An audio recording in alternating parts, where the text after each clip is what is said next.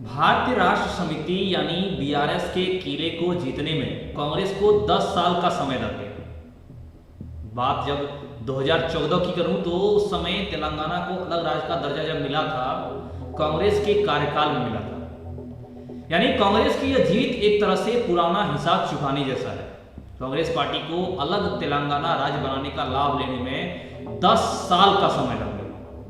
वहीं तेलंगाना राष्ट्र समिति, जिसने हाल में ही अपना नाम राष्ट्रीय राष्ट्र समिति यानी कि बीआरएस कर लिया, उसने इतने सालों तक कांग्रेस को सत्ता से दूर रखा था। तेलंगाना विधानसभा में 119 सीटें और सरकार बनाने के लिए 60 का जादुई आंकड़ा पार करना जरूरी था। हालांकि कांग्रेस ने 65 सीटों पर सफलता हासिल की और एक साल पहले किसी राजनीतिक विशेषज्ञ ने ऐसी जीत की कल्पना भी नहीं की थी। फिर ऐसा क्या हुआ? 2018 के पिछले विधानसभा चुनाव में कांग्रेस के प्रदर्शन को देखें तो बीआरएस और कांग्रेस के बीच वोट शेयर में 14% का अंतर था। भले ही यह चुनौती भरा लगता हो, लेकिन पार्टी ने बीआरएस की मजबूत दीवार गिराकर बीआरएस के राष्ट्र पार्टी बनने के सपने को तोड़ दिया।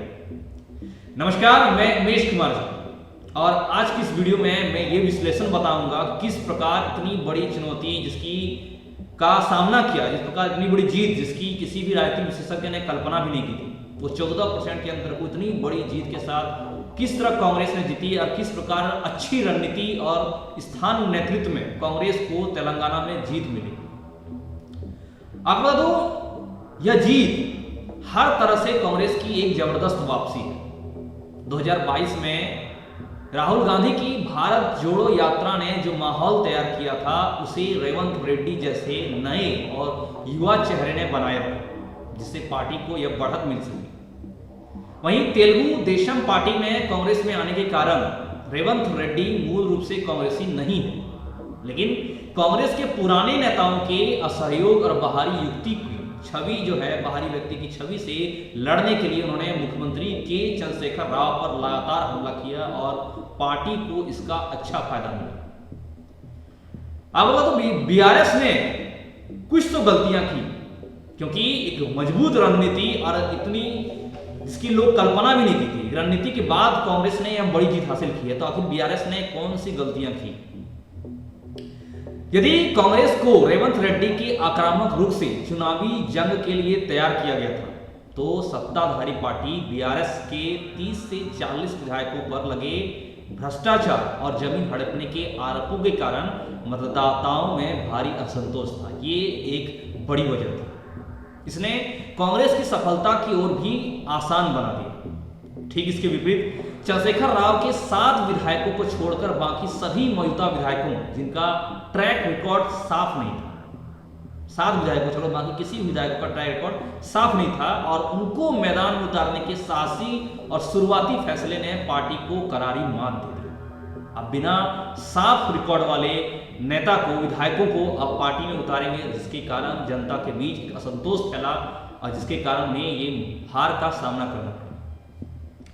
अब तो चंद्रशेखर राव ने अपनी मसीहा की छवि को बरकरार रखते हुए तीसरी बार सत्ता में बने रहने के लिए कई ऐसी योजनाएं की घोषणाएं की, जिसमें राइथू बंधु, दलित बंधु, आसरा, कल्याण लक्ष्मी और शादी मुबारक शामिल है, जो समाज के सभी वर्गों को साथ लेकर चलने की और एक सराहनीय कदम है।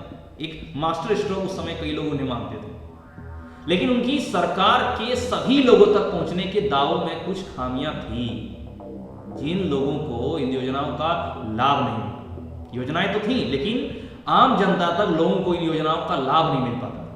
वो खामियां उनके शासन, उनके प्रशासन, उनके लोगों में थी। उन्होंने सरकार पर यह आरोप लगाया कि अधिकतर लाभ बीआरएस के समर्थकों को ही मिल रहा है। जी हाँ, भेदभाव यानी कि पक्षपात की स्थिति तेलंगाना में देखी गई कि जो योजनाएं थी उसका लाभ सिर्फ बीआरएस के समर्थकों, उनके कार्यकर्ताओं, उनके लोगों को मिल रहा था, न कि सभी आम जनता को जो जरूरतमंद थे। बीआरएस सरकार पर सबसे ज्यादा आरोप युवाओं ने लगाए। उन्होंने कहा कि सरकार ने पिछले 10 साल से युवाओं को रोजगार देने के लिए कोई कदम नहीं उठाया है। उन्होंने बताया कि सरकार अपने दोनों कार्यकाल में युवाओं को सरकारी नौकरी देने में असफल रही है, जबकि तेलंगाना का विभाजन इसी वजह से हुआ था कि रोजगार के अवसर पैदा हो, रोजगार मिले। वहीं बीआरएस सरकार के खिलाफ धीमी लेकिन स्थायी लहर को पहले ही भांपते हुए कांग्रेस ने तेलंगाना को भ्रष्ट पारिवारिक शासन से मुक्त कराने का नारा दिया। मुझे उन्होंने अपना एक हथियार बनाया। उन्होंने अपनी 6 गारंटियों के जरिए सीधे कैश ट्रांसफर योजनाओं की बेहतर पैकेज की पेशकश की और बदलाव के लिए वोट करने को कहा, और इसका असर भी हुआ, इसका प्रभाव भी देखने को मिला। राज्य पर आर्थिक दबाव के बावजूद चंद्रशेखर राव ने वोट जुटाने वाली योजनाओं को जारी रखा और तेलंगाना की भावनाओं पर उसके आधारित उनके 10 साल के बिना विरोध के कार्यकाल ने उन्हें जरूरत से ज्यादा आत्मविश्वास से भर दिया। और बहुत से लोग महसूस करते हैं कि उन्होंने इस बढ़ती आलोचना पर ध्यान नहीं दिया कि वह बहुत घमंडी और अपने ही पार्टी के लोगों के लिए भी पहुंच से बाहर हो गए। उन्होंने सचिवालय के बजाय अपने घर, प्रगति भवन या फार्म हाउस की प्रशासन चलाया और तेलंगाना आंदोलन के सहयोगियों को व्यवस्थित रूप से दरकिनार कर दिया, जिसका भुगतान या जिसका परिणाम तेलंगाना की जनता ने उनको भुगतने दिया, उनका परिणाम दिया। क्योंकि जनता बेवकूफ नहीं है, जनता अब जागरूक है, समझदार है, वो सही गलत समझती है, अपना कौन सही है, कौन प्रशासन कर रहा है, कौन कुशासन कर रहा है, कौन सुशासन कर रहा है, इसकी समझ अब जनता रख रही है। अब तो निर्वाचन क्षेत्र पर जीत और बढ़त से पता चलता है कि कांग्रेस ने उत्तरी तेलंगाना और दक्षिण तेलंगाना दोनों में बहुत अच्छा प्रदर्शन किया है, जबकि ग्रेटर हैदराबाद नगर निगम सीमा में बीआरएस का प्रदर्शन बेहतर था। यानी स्पष्ट है कि हैदराबाद में बुनियादी ढांचे को बढ़ावा, नेहरू आउटिंग रिंग रोड के आसपास विकास परियोजनाओं और शहर और उसके आसपास बसने वाले आंध्र प्रदेश के लोगों को मजबूत वोट बीआरएस के पक्ष में गया। वहीं इस दोनों चुनाव के बीच तीसरे खिलाड़ी का किरदार निभाया बीजेपी के विश्लेषण ने। जी हां, तीसरे खिलाड़ी बीजेपी ने अपने वोटों की हिस्सेदारी में अच्छी वृद्धि की है, लेकिन दक्षिण में उसके लक्ष्य पर फिलहाल रोक लग गया है। कर्नाटक की तरह यहां भी बीजेपी ने सामाजिक ध्रुवीकरण की राजनीति पर भरोसा किया। चार मीनार पर भाग्यलक्ष्मी मंदिर, निजाम शासन के दौरान राजाकर और अल्पसंख्यक तुष्टीकरण के मुद्दे को लगातार उठाया। राज्य स्तर पर अन्य पिछड़ी जाति से member of parliament Bandi Sanjay Kumar को बदलकर यूनियन मिनिस्ट्री जी किशन रेड्डी को नेतृत्व देने से यह धारणा बनी कि ऐसा कांग्रेस को हराने के लिए और बीआरएस को साथ देने के लिए किया जा रहा है, और यही धारणा गलत साबित हुई, एक जनता के रूप में, अलग मैसेज के रूप में। लेकिन राहुल गांधी ने बीआरएस, एआईएमआईएम और बीजेपी के बीच गुप्त समझौते को चुनाव प्रचार का एक मजबूत मुद्दा बना दिया, और इसी धारणा के कारण जिन 9 सीटों पर एआईएमआईएम लड़ी, उन्हें छोड़कर सभी सीटों पर मुस्लिम मतदाताओं ने कांग्रेस का साथ दिया। एआईएमआईएम ने 7 सीटों पर सफलता दर्ज की है। अब तो तेलंगाना के विधानसभा चुनाव की एक खासियत यह भी रही है कि चुनाव प्रचार उग्र नहीं रहा।